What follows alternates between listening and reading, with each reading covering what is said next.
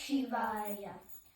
ब्रह्ममुरारिसुरार्चितलिङ्गं निर्मलभासितशोभितलिङ्गं जन्मजदुःखविनाशनलिङ्गं तत्प्रणमामि सदा शिवलिङ्गं। देवमुनिप्रवरार्चितलिङ्गं कामदहनकरुणाकरलिङ्गं रावणदर्पविनाशनलिङ्गं तत्प्रणमामि सदा शिवलिङ्गं।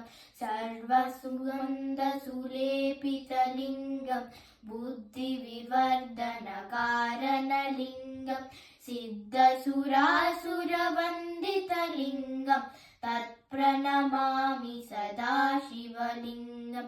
कनकमहामणिपूजितलिङ्गं फणिपतिवेष्टितशोभितलिङ्गं दक्षसुयज्ञविनाशनलिङ्गं तत्प्रणमामि सदा शिवलिङ्गं।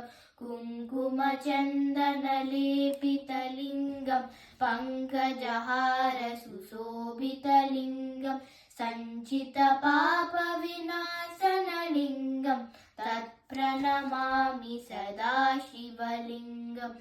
देवगणार्चितसेवितलिङ्गं भावैर्भक्तिभिरेव च लिङ्गं दिनकरकोटिप्रभाकरलिङ्गं तत्प्रणमामि सदा शिवलिङ्गम्।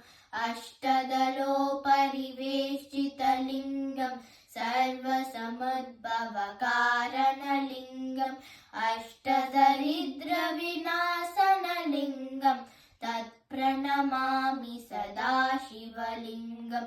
सुरगुरुसुरवरपूजितलिङ्गं सरवणपुष्पसदार्चितलिङ्गं परमपरं परमात्मकलिङ्गं तत्प्रणमामि सदा शिवलिङ्गं। लिङ्गाष्टकं इदं पुण्यं यः पठेत् शिवसन्निधौ शिवलोकमवाप्नोति शिवेन सह मोदते।